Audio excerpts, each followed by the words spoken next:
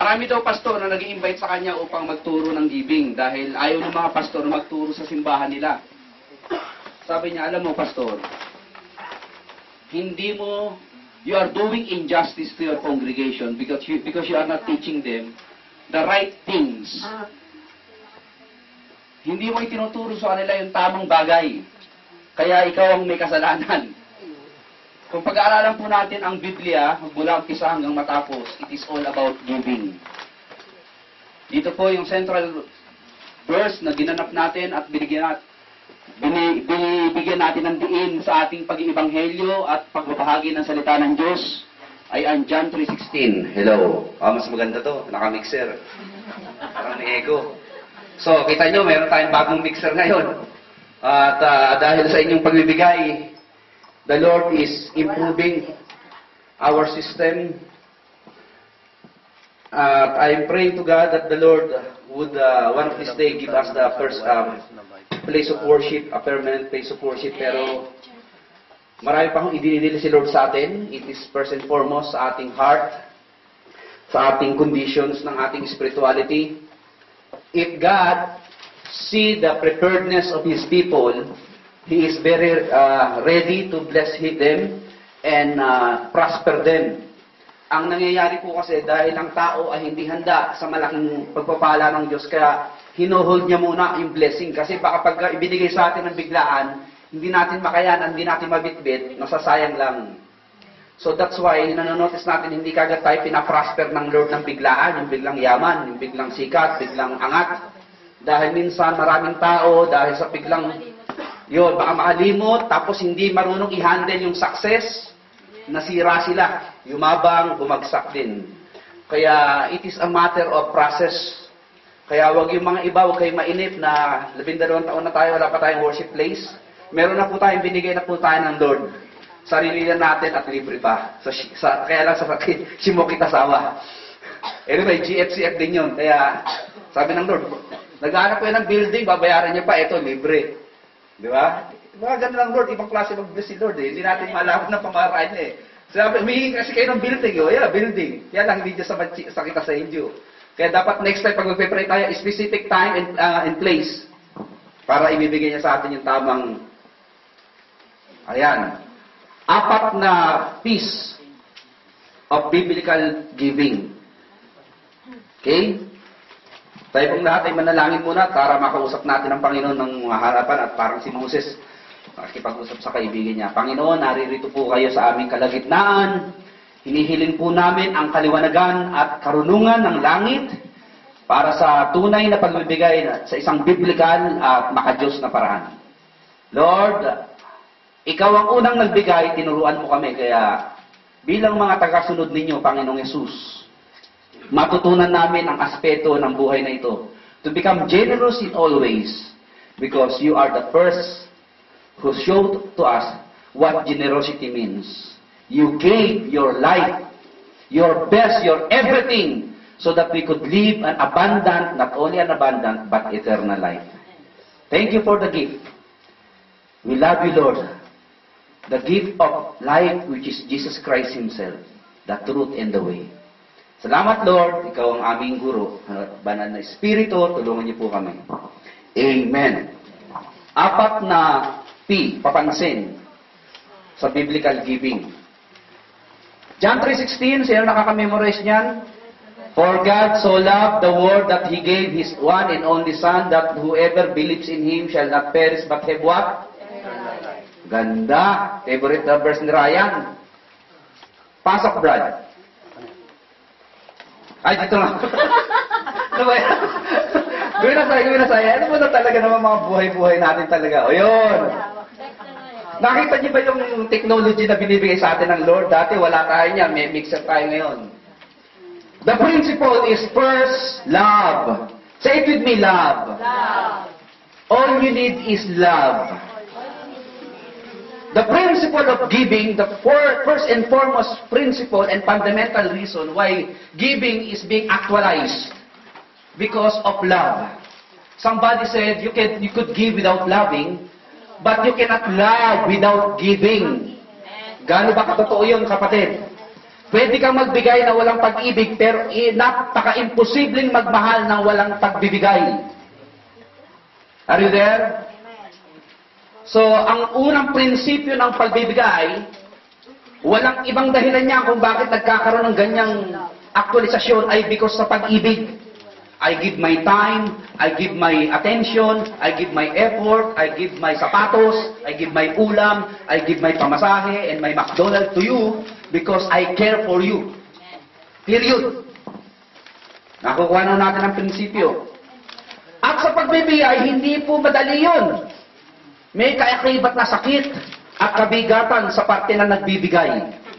At kagaanan naman, at kagandahan loob, at katuwaan ang binibigyan. Amen? Kaya, asal talagang tumanggap, no? Pero pagdating ng bigayan, kung ano magbigay, patay sa hugutan, sa librihan, ako, patagalan niya, takunatan. Hallelujah. May pain pong involved doon sa pagbibigay. Kaya nga po, gave His one and only Son. Naalala niyo yung sakit ng loob na nararamdaman ni Abraham nung sabi ni Lord sa kanya, Abraham, bahal mo ba ako? Yes, Lord.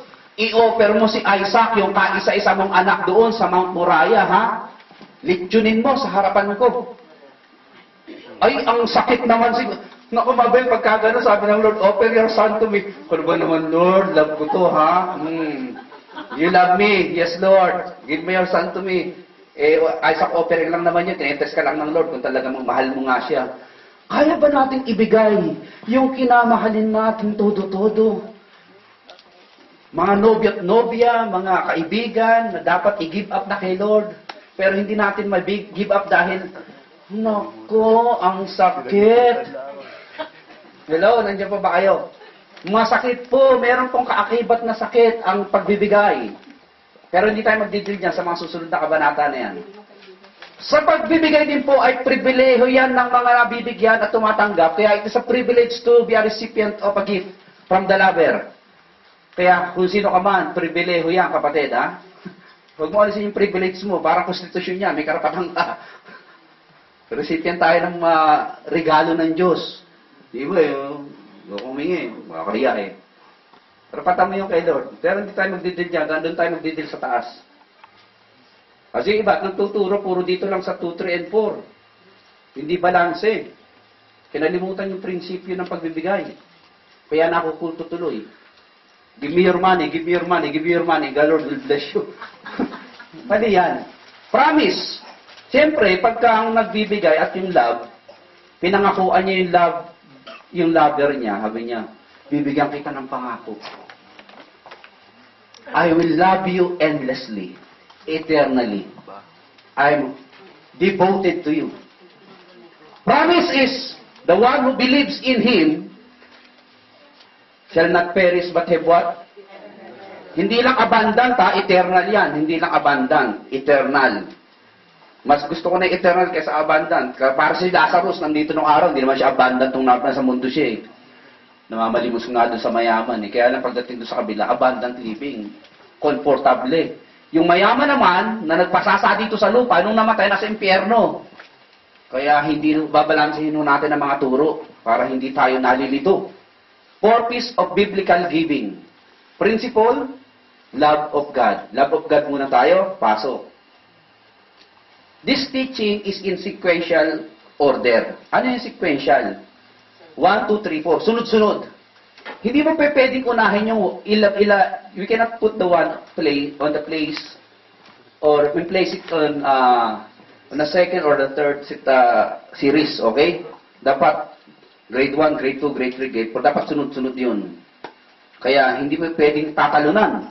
O uunahin yung isa at lalagpasan yung isa. Dapat sunod-sunod. Kasi pag nawala ka sa prinsipyo, at pumalo ka na dun sa tatlo, hindi na balanse turo mo. Ulitin ko. Kasi marami nagtuturo, especially the prosperity teachers, hindi na isentro dun sa love ni Jesus Christ. Ang sinasabi sa kongregasyon, magbigay ka. Yayaman ka. Ayos. Ayos, cute, no? Ba, okay yun. Kaya ang dami naman member nga. Pero yung mayaman naman, kasi may prinsipyo rin sa taas. Kaya lang, yung love nila kay Lord, napakakitid. Napakababaw. napaka-shallow yung kanilang pag-ibig kay Lord because nakakonsentrate na rin sa kanilang monetary gain. Pero hindi yun ang pinaka-ultimate goal ni Lord na yumaman lang tayo dito sa lupa. Gusto niyang yumaman ang ating spiritual life at pagdating doon, mayaman tayong nakikipag-relate sa Kanya sa heaven. The first and foremost fundamental reason why we give, because of what? Love to God. Okay, ulitin natin, love to God. And our love to God is shown in our concern with other. Kasi po, mahirap naman i-express yung love ng Diyos, hindi natin nakikita si God. Okay? Di ba? Sasabihin na, I love you, Lord! Eh, yung katabi mo, nagugutom. Sabi, brother, perang ng pamasahe, hindi ako makapag-church. Problema mo yan, utang ka ng utang, hindi ka nagbabayad eh. I love you, Jesus. Okay. Paano natin ma-express kay Lord yung love natin? Eh, spirit yun, nasa heaven yun. Ito yung expression ng love. To relate, to share, to give, to execute, to practice, and manifest the love of God through you human being. Kasi nga sabi ni Lord, ako'y hubad, hindi niyo ako dinamutan. Ako'y nagugutom, hindi niyo ako pinakain. Ako'y nakakulong, may sakit, at lahat-lahat, hindi niyo ako ginawa na mabuti. Lord, kailan namin kayo nakitang hubo? Naked. Nagugutom. Nasa preso. Sabi ng Lord, kung ginawa niya sa isa sa mga kapatid niyo, ginawa niya sa akin. So, ang manifestation at execution ng love of God is showing it to our fellow men. Kung wala kang habag sa kapwa, para questionin natin yung ating pagiging Kristiyano. Katulad din sa kayo, nagkaroon siya ng care sa may hirap. So, yun po ang pinaka-importante. Na nakikita ba talaga sa atin yung pag-ibig? Kaya minsan, may tatawag sa amin, mga anak po ako, wala po akong pambayad sa ospital. Yung asawa ko, wala pang trabaho. Sino ka ba? Sabi ko. Namit niyo po ako dyan sa Nishiaray Eki. Binigyan niyo ako ng Bible tracts. Alam ko, Christian kayo, mabait kayo. Pero pwede ho ba makiram na isang lapad? Bukod naman ako sa lapad. Saan tayo makikita? Dito po sa Gusto Restaurant. Ibinigay ko. Pero di ko na nakita yung tao. Sabi ng Lord sa akin, yun ang patotoo na Kristiyano ka nga. Ang hirap kasi, no? Talagang minsan, inaabuso ng mga kalaban yung ating kabaitan. Pero pakita natin, somehow, meron pa rin balik yun. Hindi natin babala ng Lord kung kailan ibalik yun. The principle is love of God. Nagbibigay ka. Yung widow, nakakaisa-isan lang, dalawang pera niya na lang ibinigay niya, ikabubuhay niya eh. Kinomed ni Jesus. Ang privilege natin bilang mga anak ng Diyos ay tumulong dun sa mga street children, no? Mga doon na natutulog. Oh. Kaya sabi ng Lord, nangako siya, blessed are them who seek after the poor and care after them. For I will rescue them in times of trouble, I will sustain them, and in sick bed, I will heal them. Psalm chapter 41, verse 1 to 2. Okay, yan po ang sequential order. Principle, pain, privilege, and promise. Bible teaching is a very balanced activities and task. And we need not to become over-righteous or over-wise. Kasi minsan, piling natin tayo lang yung tama, yung ibang parte mali. At hindi naman dapat tayo over-wicked at napaka-overfull naman. It is good to grasp the one and let go of the other. A man who fears God will avoid all what? Extreme. Kasi pagka ang nagtuturo rito, nagtuturo man ako sa inyo ng, nakita nyo hindi balanse inyo ako. Pastor, hindi ka balanse. Masyado kang hyper-faith. Lagyan mo ng balanse yung pagtuturo mo. Okay? Kasi pag nag-deal tayo sa isang extreme at kinalimutan natin isa, medyo tagilid yung ating Christian book. Kaya ito yung sinasabi ko sa mga iba nagtuturo. Tingnan natin ang aspeto bakit nila nakikita yung ganitong perspective. Bakit ito ang ingay nitong Kristiyano, ito tahimik. May biblical support naman, ito rin may biblical support. Kaya pag tinignan mo, kaya pala, ito pala ang ganitong pagkaunawa nila sa ganitong sistema. So, hindi natin, hindi tayo biased, hindi tayo one-sided, hindi tayo tinatawag nating prejudice sa pagtuturo. So, a good teacher will always strike a balance in every topic, in every subject matter he is dealing with. So, importante kasi mami-misunderstood tayo ng ibang kultura kung bakit tayo mga Pilipino ay ganyang kaiingay pag kumakain. Kasi yun po ang kultura namin. At ang mga Hapon, nami-misunderstood ng Pilipino, ba't paghigop na lang ng mga sopas ang iingay? So, tingnan natin ang kanilang cultural setup at cultural mindset. Kaya pala nagkaganon. So, nagkakaunawaan ang maraming tao because of understanding, they strike the balance of everything. So, sa pagtuturo ng Bible, masyado kasing overwash yung iba eh. Kami lang ang tama. Iba naman, over-wicked, over-full. No? Talagang ayaw naman mag-aral na. Basta ako walang alam. Sabi ko sila ako, nasa langit na ako, para na kayo dyan. Sila, away-away sila, para sila. Hindi pwedeng gano'n, mag-aaral din tayo. Hindi naman yung pabayaan lang natin yung mga nagdi-discussion doon. Sila magsaliksik. Huwag tayong overfull naman. Balansin natin ang karunungan. Ang Bible kasi balance eh. Ganyan nyo negative and positive. For the wages of sin is death. Ano ba yan? Kumatayan daw kabayaran ng kasalanan. Ito, binalansin naman ng Lord. But the gift of God is eternal life through Jesus Christ. O, di ba? May negative and positive. Nababalansin natin ang buhay-buhay. Kaya huwag tayong magkagulo at malito. Kaya pagka medyo hindi ako balanse, medyo sabi niyo, Pastor, hindi balanse yung sistema, yung pagtuturo sa ganitong area. Tuloy natin. Principle, number 1. Giving. Love for God. The joy of giving is flows naturally from the feeling of love, kanino daw? God. And the compassion for our fellow men. The saints in Jerusalem, tingnan po natin dito, felt such a bond with one another and they gladly sold their possessions to take care of the needy among them. So, nung panahon po nung unang mga Kristiyano, sila po ay nagtitipon-tipon at nagmamahalan ng todo-todo. Ganito ang kanilang pag-iibigan. Acts chapter 4 verse 32. Sana, ganito pa rin ngayon ang mga Kristiyano sa buong mundo. All the believers, Christian, were one in heart and mind. No one claimed that any of his possession was his own. Tingnan mo nga yung katabi mo, yung singsing yan, sa'yo yan. But they shared everything they had. Ganda ng samahang Kristiyano. Dito ngayon, kanya-kanya. Sa akin yan, sa'yo yun. Dito kami, sa kanila doon. Ang buhay ng Kristiyano ay kanya-kanya lang. Kanya-kanya lang. 8-8 din. 8-8 din. Kanya-kanya na ngayon. Kaya wala nang pagmamahalan. Nung araw, hindi ganon. Ayaw ng Lord yun. Pag may ulam si sister at masarap na kari-kari, mag-imbita. Bakit hindi kami iniimbitahan niya? Kayo lang nagluluto. Imbitahan ng mga dapat kumain. This is how we know that love is. Meron pang kantang sumikat nung araw, I wanna know what love is. Yan. Gusto niya raw malaman yung meaning ng love. Ito yung meaning ng love. Magbasa ka ng Bible, pakinggan nyo. This is how we know what love is. Jesus Christ laid down His life. Kanino daw yan? And we ought to lay down our lives for our...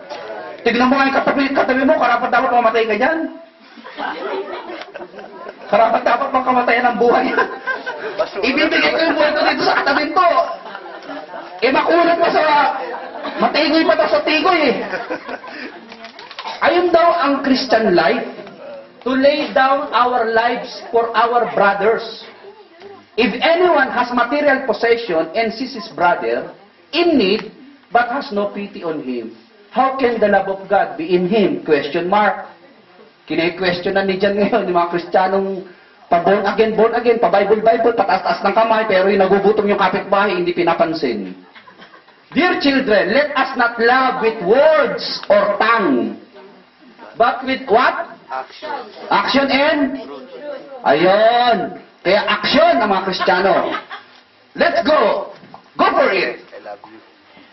Kaya action ng mga Christian life, hindi lang love. I love you, brother and sister. Sige, lakad ka na. Wala pang masaya, lakad ka.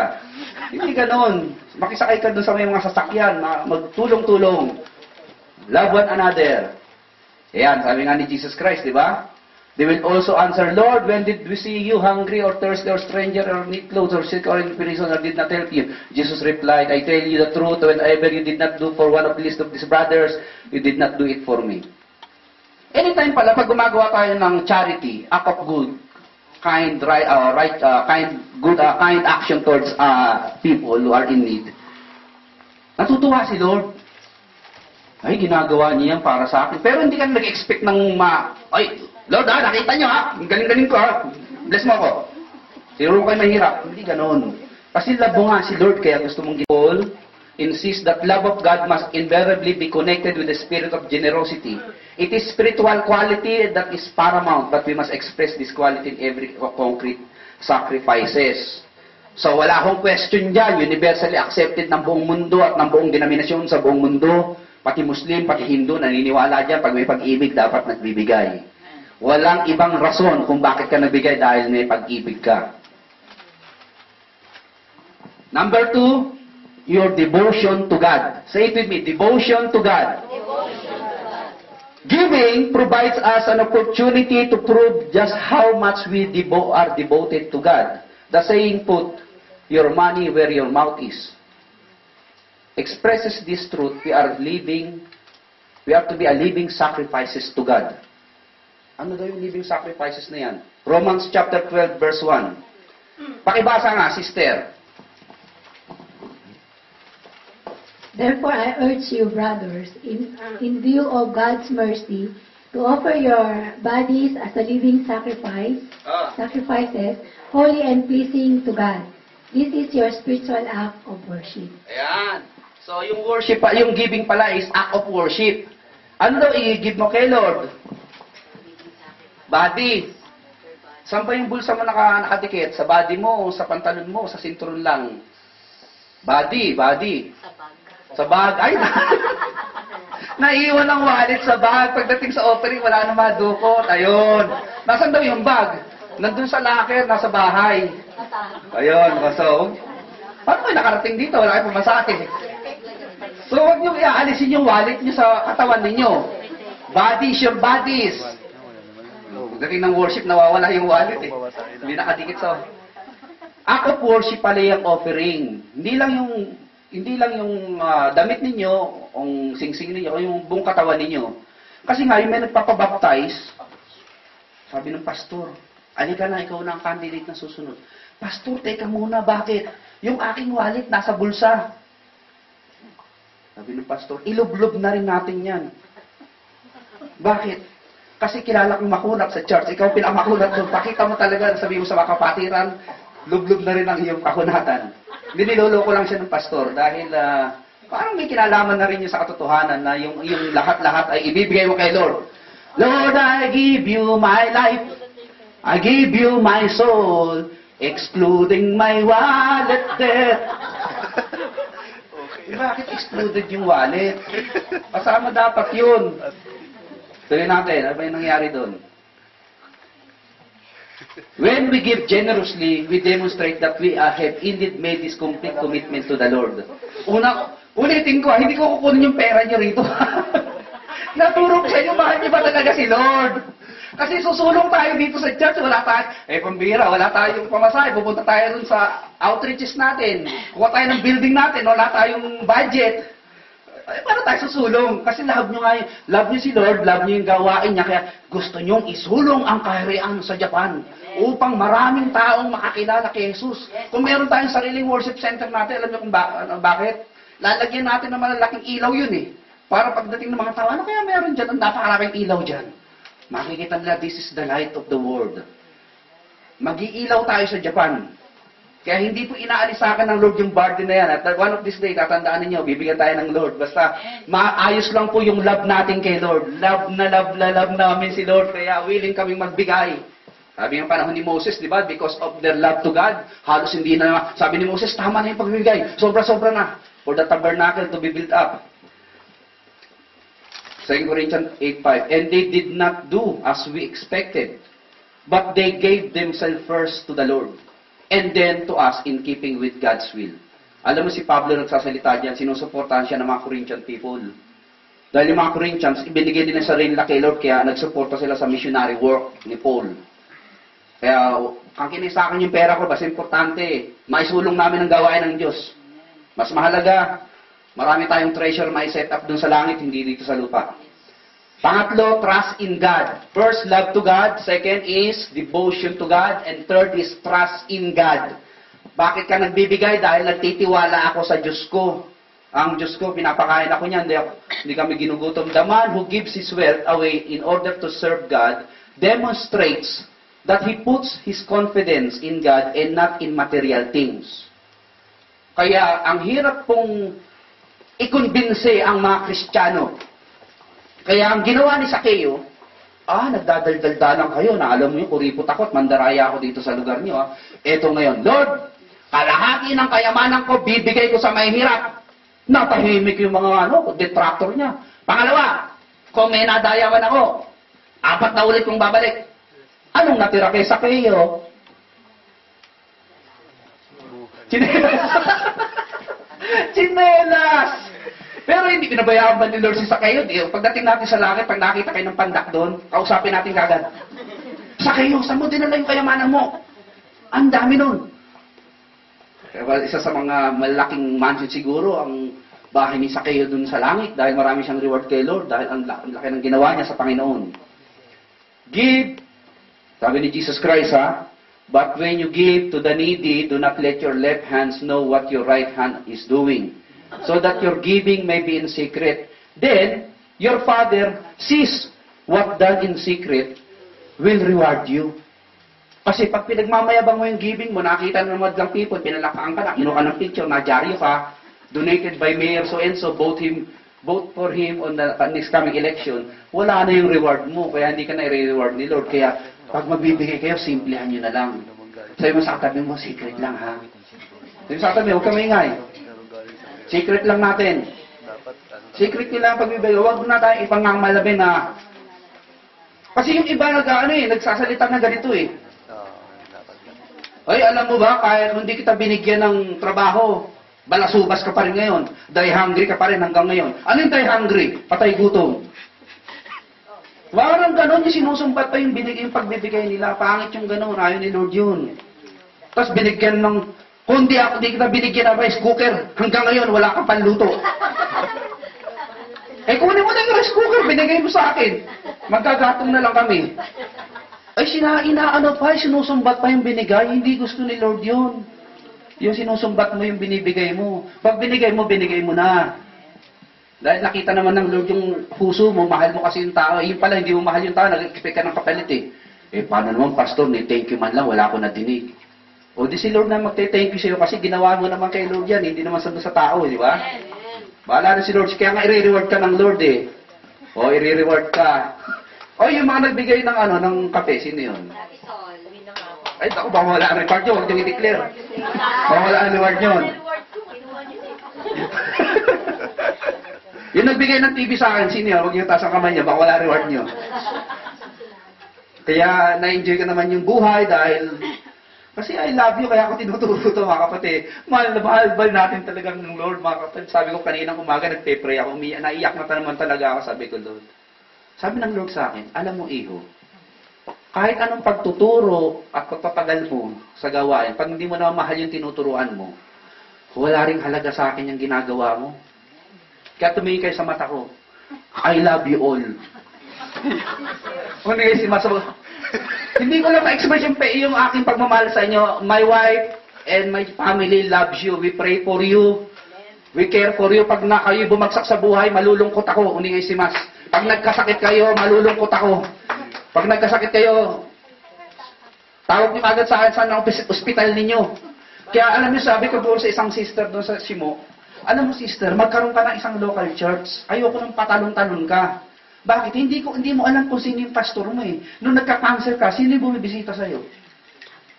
Hindi ganun. Kailangan meron kang isang family, a church family kung saan doon ka mamahalin, doon ka itutuwid, doon ka papagalitan, doon ka ididisiplina, doon ka lalago, at doon ka gagamitin. Kasi kung patanong-tanong ka, wala kang pamilya, hindi malaman kung sinong kang anak.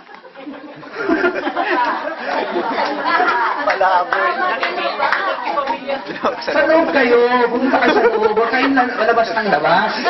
Anak sa labas Kaya dinidiscourage ko yung church hopping. Dito lang. Kung bibisita ka lang ng 3 beses at gusto mo lang makakilala, okay na yun. Basta importante, dito po tayo mamahalin, dito tayo tutulungan, dito tayo ikukorek kung kakailangan na i-correct tayo. Ngayon, pag kinukorek naman po kayo, huwag na kayo magagalit. Kasi yun ang pagmamahal, isa sa pagmamahal ng mga tatay. Okay, hindi ko naman kayo ibibitayin at ihahagis ng patiwarik. Kayo po ay mahal dito. Amen? Sabi mo, mahal ka rito, kapatid. Huwag ka na umalis. Okay, mahal ka rito. Pakinggan nyo. Sabi ni Paul kay Timothy, sino dito mayayaman na may sangsang taas ang kamay? Eh, wala pa rin, siguro. Command those. Sino daw yung mga those na yon? Who are rich. Hindi makita na nasa likod. Command those who are rich in this present world. Yung mga mayayaman dito sa mundo. Do not be arrogant, nor put their trust, hope in wealth, which is so uncertain. Bakit nga naman uncertain yung pera? Kasi nga naman, isang cancer lang naubos kagad yung sangsengmang mo. O, bigla ka nasagasaan ng pison, bigla naubos kagad yung inipon ng pera. Wala din. Di ba maraming ganyang klaseng nangyayaring na istorya? Yung bang, ang yaman-yaman, kinabukasan, naghirap, bumagsak yung business, nasunugan, nagka-cancer yung tatay, naubos yung pera. Ayan, na-experience ito riyan. Dati, multimillionaire kayo. Biglang nahulog yung pera. Mga ganun ba? Huwag kayong umasa doon sa dami ng yaman nyo. Huwag yan ang maging pundasyon ng buhay ninyo. Uncertain. Pag sabing uncertain, hindi sigurado.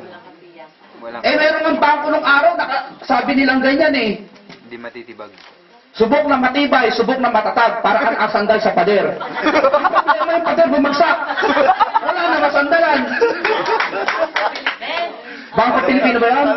Parang sa facial plan. Bangko Pilipino. Hindi, kaya po bumagsak yun dahil nahack yung computer nila, wala silang security. May hina yung kanilang security, nanakawan ng milyon yun. So, yun po ang hirap na umaasa sa pera. Kaya, meron nga dito, permanent na sa Japan, natanggal na yung permanent visa eh. Hindi ba alam yun? Pumasok dito sa Japan, nung paglabas, hindi na siya pinalapad na pasok ng immigration, pinauwi na sa Pilipinas. Tanggal lahat, ang dami niya ari-arian dito, kinuha lahat na nung asawa niya, hindi na siya binilikan sa Pilipinas. Wala pong certain dito, huwag kayong masyadong mukhang pera. Sabi yung sa katabi, huwag kayong masyadong mukhang pera. Pare. Kaya ikaw, pastor, huwag kang mukhang pera. Ako rin, sabi ng Lord, hindi, dapat ang motives mo malinis. Pag mukha kang pera, lagot ka kay Lord. So dapat lahat po tayo, ano binabasa ko to, kikilabutan na naman ako, Lord. Baka uncertain to, baka uncertain, ha? But put their trust, kanino daw? In God, who richly provides us with everything for our... Okay, gusto ng Lord, ma-enjoy natin yung life. Ayaw naman ng Lord na Killjoy. nagpupunta ka rito, tapos, bakit ka malungkot, sister? Wala kaming bigas kahapon eh. Meron ko bang bigas dyan? Hindi naman ganun ang buhay Kristiyano. Buhay ng Kristiyano, masay abundant life na eh. Gusto niya ma-enjoy yan. Kaya lang, namumblema tayo dahil yung ating trust na yan ay nandun sa wealth. Kaya linggo, itinatrabaho dahil magkano daw yung arbaito ng linggo? 2 lapad. Times 2. Times 2. Kaya, Pastor, Times 2 next din yung month sakit. na lang ako aatin ng church. Bakit? Meron po akong teaching, 2 lapad yung arbaito ron eh. Bahala ka kay Lord. Times Saka ba 12 bill mo sa saka ba hospital? nagtatras? Sa Diyos o sa pera? O, hindi na natin sila kinukumbit dyan. Ha? Bahala na kayo kay Lord. Ha? Sinishare ko lang yung Bible. Sabi niyo, tinitira ko kayo dahil love ko kayo. Ayaw ni Lord yung ganyang nawawala tayo sa prinsip niya. Command them to do good, to be rich in good deeds, and to be, ayun daw. Generous, ano daw? Alisin kaya natin yung willing. And command them to share. Nag-share nga, kaya lang. Hindi willing. Nag-share yan, pero hindi willing, di ba? Maraming ganyan tao hindi willing mag-share. And then, number 19, verse 19. In this way, they will lay up, ano daw, ang kanilang iipunin? Treasure for themselves as a firm foundation for the coming age. Yun ang sinasabi pala ni Jesus Christ na huwag kayong mag-ipon ng yaman dito sa lupa kung saan may magnanakaw at mga tangan nawawala yan, kundi mag-ipon kayo ng kayamanan saan daw? Heaven. Ayun, ito pala yun, yung paggawa mo ng mabuti, pagtulong mo sa kapwa, pag-offering mo ng, pagbigay mo ng offering sa box dito sa church para ang gawain ni Lord ay may sulong. Yung pala yun, yung mga naka-record sa heaven yun, may accounting yun ha. Nakita ito, November 2. Ang tithes ni sister ganito. Angel, magkano kinets niyan? Niseng niyang Lord, magkano kinito nung araw na yon? 20 lapad. Ay, wala sa proportion. Kasi yung 10% niya, 10. Kulang. O, bahala na kayo kay Lord. Saan na natin pag-usapan yung tithing? Ang importante rito, you give. Command them to do good, to be rich in good deeds, and generous and willing to share. In this way, they will have treasure in heaven. If we believe that giving away our wealth secures our spiritual rewards, then the more we give, the more we express confidence in this truth. Paul speaks of this motivation in 2 Corinthians 9:6-12. Okay? Anong sabi ni Paul? Remember this.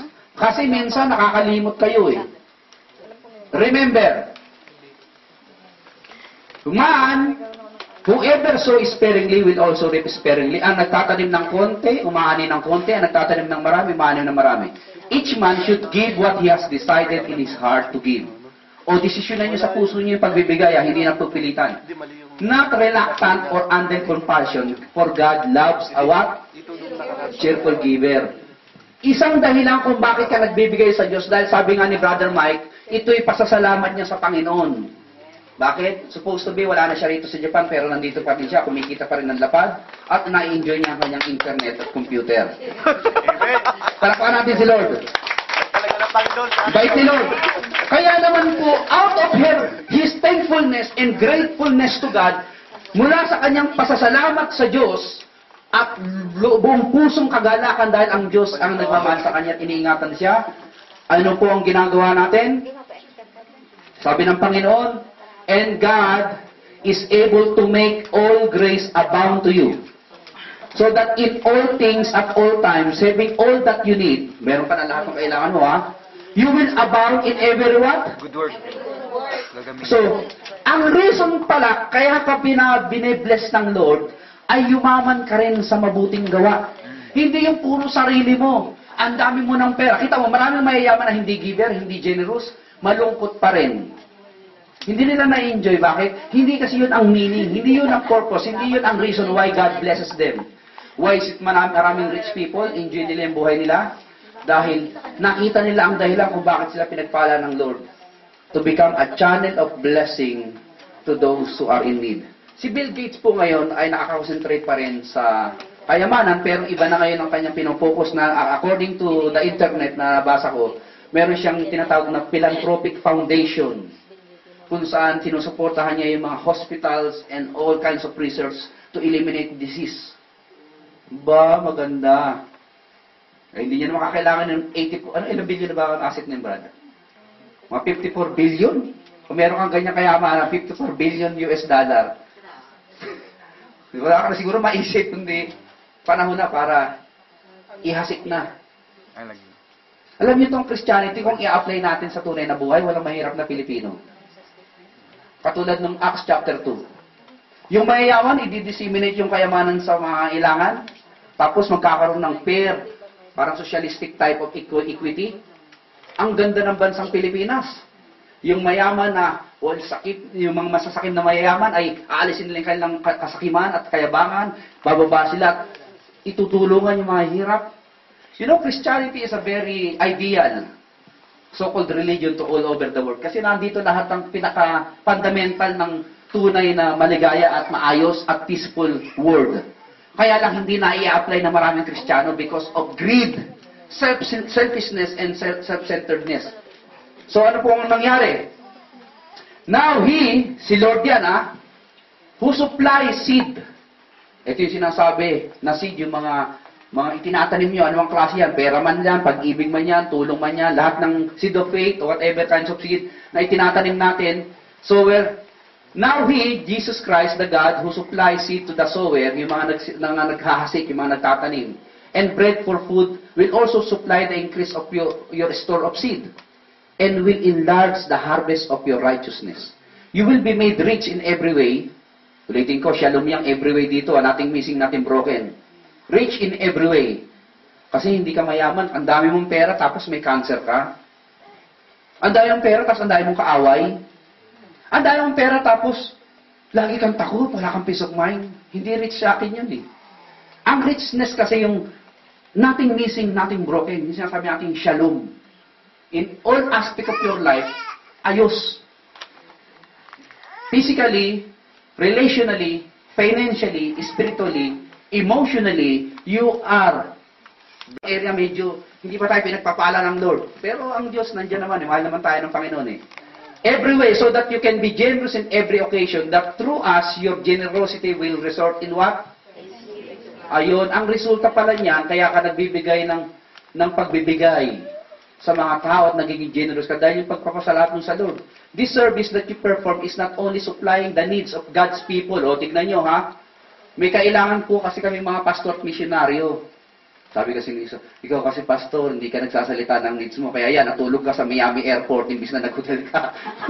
Imagine mo natulog ako sa airport. Hindi na budget ko kasi yung pera ko. Pero anyway, sabi sa akin ng Amerikano, it's much better for you to sleep here inside the airport rather than to go outside of Miami. So tulog ako rin kasi matulog ako sa street, may mga gungs doon. God's people, but is also overflowing in many expressions of thanks to God. Ayun, expressions of thanks to God, yung giving mo. So nakita natin, 4, love to God, trust in God, ano isa? Devotion to God, and thankfulness to God. Yun ang pinaka-fundamental issue ng pagbibigay. Pag lumabas ka doon, at iniwan mo yan, at tumalong ka ron sa pain, promise, and privileges, tako muna, magbalansi muna tayo ng pagtuturo. Kasi kung magtuturo ka sa inyo rito ng puro prosperity, I live the aspect of love of God, maraming tao tayo magiging member dito. Kasi yung teacher dyan sa kita sa inyo, prosperity teacher. Taas ang mga panyo at mga wallet. Pagpe-pray ko ngayon, bubuhos ngayon ng mga lapad-lapad dyan. Taasan naman sila ng mga wallet nila. Yung payo ninyo, balik ta rin. Parang lahat ng blessing ay hulog sa payo. Ano yan? Cellphone pa rin. May mga ganyan nagtuturo eh. Ang dami namang member kasi nga, ang ganda naman pala. Kasi gusto nila yung pera eh. Maraming pera eh. Hindi na babalansi si Kibuloy.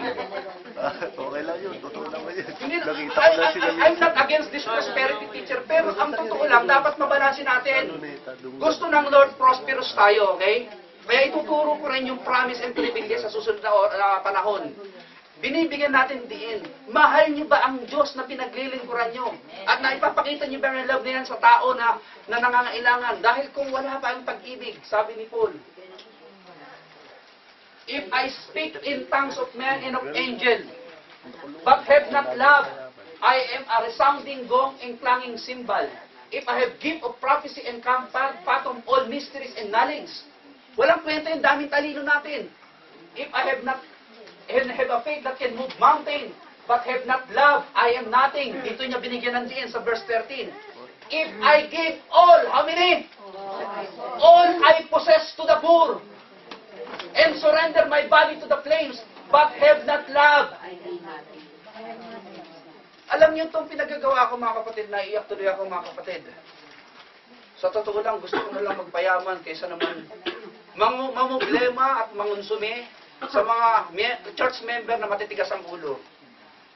Nandiyan na mumurahin ka pa patalikod. Mahita na sabi ko, Lord, ayoko na nga magpastor. Mag-business man na lang ako. Sabi ng Lord sa akin, tinawag kita magpastor. Sige, mag-business ka. Di nag-business naman ako. Ayun, same lang. Hindi naman ako tinawag dun eh. Eh sabi ko, Lord, ang hirap ng pastor. Kasi yung pastor namin, pinagbuburahin ng mga member namin. Nakita ko yung hirap niya. Minsan umiiyak sa amin yung pastor na harapan ko. You know why Joshua, remember this. Remember this. Why Joshua was so hesitant to take the baton from Moses, to take the leadership of Israel? Kaya sabi ng Lord sa kanya, huwag kang matakot. Do not be afraid. Sabi niya, Lord, ayoko. Bakit? Nakita niya yung hirap ng Moses eh. Sama ng loob ng inabot ng lalaki. Nandiyan yung angal doon, sa angal na siya. Nandiyan na babatay na siya, nandiyan gusto siyang patayin.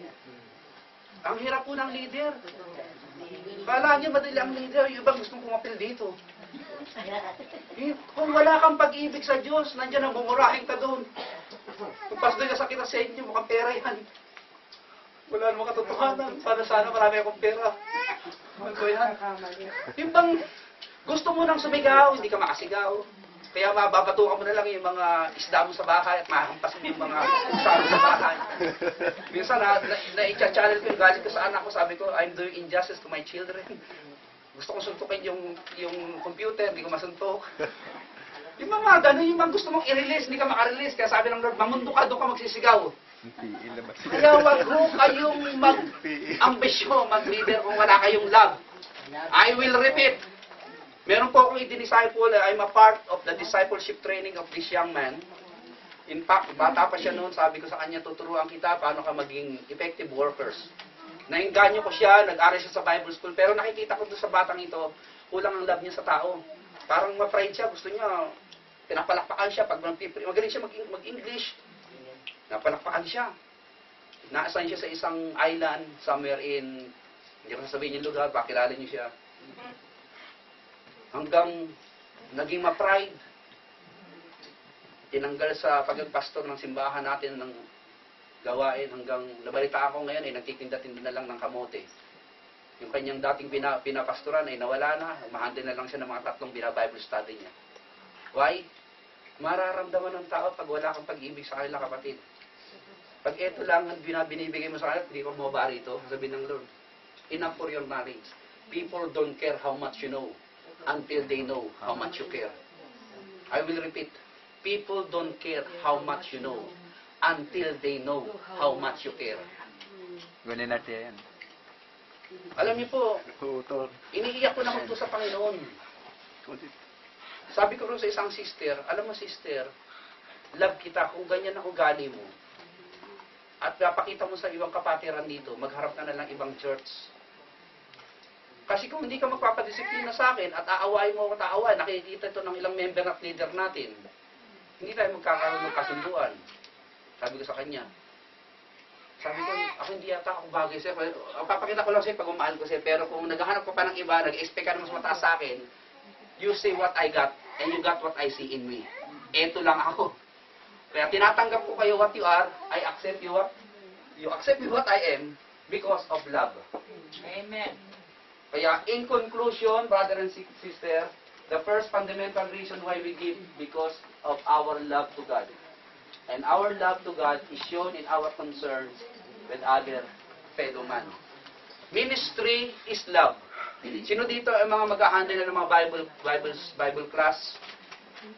Wag ho kayong magturo at mag-dare magturo kung wala pa kayong pag-ibig sa tao. Gusto nyo lang magpasikat, gusto nyo lang magpakita ng karunungan o kaalaman, wag po. Sabi mo, Lord, Panginoon, gagawin ko po itong pagtuturo, gagawin ko po itong paghayo, gagawin ko po ito dahil mahal kita, Lord. Darating ang araw, yung mga tuturuan nyo, merong masasabi sa inyo. Darating ang araw, yung mga tinuturuan nyo, merong concern at comment sa inyo, pero sabihin nyo, Lord, I don't care. Ang gusto ko lang maintindihan nila, gusto ko silang iangat sa kanilang spiritual life. At kung sila'y malago na, pumayo na rin sila at palaganapin ang pag-ibig at pagmamahal ng Diyos sa sanlibutan. At pagkatapos ng buhay natin, doon na lang po tayo i-judge ng Lord. Okay, tayo po lahat ay mananalangin. Panginoon, kung wala po kaming pag-ibig, Panginoon, at puso na magmamahal na galing sa inyo, huwag niyo lang po kayong bigyan ng ministeryo, Lord. Dahil sarili lang namin ang itataas namin sa mga area na to, Panginoon. Lord, sana po ang bawat isa at nawa ang bawat isang naririto, Panginoon. Makita po namin ang dahilan kung bakit kami nagbibigay ng oras, nagbibigay ng pera, nagbibigay ng panahon at effort sa gawain ninyo, Lord, at sa mga tao na kailangan dahil una, mahal namin kayo, Lord. Wala po kaming ibang hangarin, wala po kayong masamang motibo o interest o string attached o ina-expect na ganti. Dahil, Lord, ma-expose naman po yung motive namin, Lord. Kung talagang meron lang po kaming selfish agenda sa mga ginagawa namin. Lord, nakikita niyo ang puso namin lahat dito, Panginoon. Matutunan namin, maisuko namin una ang buhay namin sa iyo. Dahil ikaw ang unang nagbigay nito sa amin, Panginoon. Lord, kung wala po yung buhay mong binigay sa amin, nasa na po kami ngayon? wala po kaming magandang buhay at buhay na walang hanggan. Panginoon, alisin niyo yung mga wrong motives namin, Panginoon, yung mga hidden agenda, yung mga selfishness and self-centeredness, yung pride. Lord, hallelujah. Hindi ko pagagawa ngayon to sa inyo, Panginoon, mga kapatid. Magsiluhod po tayo sa Panginoon. Nawa itong araw na ito, mga kapatid, ay hindi lang nakaluhod ang mga tuhod natin sa harapan ni Lord. Nasabi natin sa Kanya, Panginoon, salamat po. Niligtas mo kami. Binigay mo yung buhay mo sa amin. Lord, nawa ang pagbibigay namin ay hindi na walang pag-iimbot, Panginoon. Yung pagtuturo namin, pag-offering namin, pagtatites namin, pagbibigay namin ng mabuti sa kapwa, pagtulong namin, Panginoon, ay wala po kami ibang hangarin, Panginoon. Kundi malaman mo at makita mo, Lord. Mahal ka nga namin talaga. Sabi ni John, na hindi lang dapat kayo magmahal sa salita at sa bibig, kundi rin sa action at katotohanan, Panginoon. At kung magbibigay naman kami, Panginoon, hindi namin pagmamayabang dahil nakikita mo naman yung ginagawa namin, Panginoon. Lord, nakaluhod po kaming lahat sa harapan mo, Lord. Alisin niyo po, Panginoon, yung mali sa buhay namin. Salamat, Lord, binibless niyo yung buhay namin, Panginoon. Lord, maunawaan namin, kaya mo kami pinapayaman. Para maging daluyan kami ng pagpapala sa mga nangangailangan, Panginoon. Hindi po para sa amin lang to, Lord. Totoo, Lord, gusto mo ma-enjoy namin ang buhay, pero gusto mo rin, Lord, itingin din namin, imulat namin ang mga mata namin sa mga nangangailangan, Panginoon. At gawin din, Lord, sa pagsulong ng gawain mo dito sa God's Flock. China-challenge ko po, Lord, yung mga tao ninyo. Sa pagbibigay namin, Lord, totoo po kami, yung mga tithes and offerings namin, Lord. Ibibigay namin to, Lord, dahil wala po kaming hinahangad na pagbabalik nito dahil ang totoo lang namin kayo, Lord. Pero kung ibabalik po, thank you pa rin, Lord. Pag marami pa rin kami maibibigay, Lord. Kaya, Lord, mahal ka namin, Panginoon, kaya mahal namin, gusto namin makita yung gawain mo, maisulong namin, Panginoon. Upang marami pang tao na nasa kadiliman, hindi ka kilala, nalilito, natatakot, naguguluhan, makakilala sa tunay na karayaan at tunay na buhay kay Kristo Jesus, Panginoon. Hallelujah. Hallelujah, Lord. Hallelujah, Lord. Hallelujah. Hallelujah, Lord. Mga kapatid, meron po tayong mga ipinapanalangin para sa ating gawain. Nakikita ng Diyos ang ating pangailangan. At ngayon, nakikita niya ang ating mga puso na nais magpabago at magpaayos sa Kanya. Lord, change our hearts, O God, and renew our spirit. Make us the kind of people you wanted us to be, O Lord. At pagdating po ng paghuhukom, Panginoon, sasabihin mo sa amin, anak, naging totoo ka sa akin at sa aking paglilingkod. Kaya ang gantimpala ko sa iyo. Thank you, Jesus. Umitin po natin ang awit na ito, mga kapatid. You are here, O God. Opo na tayo.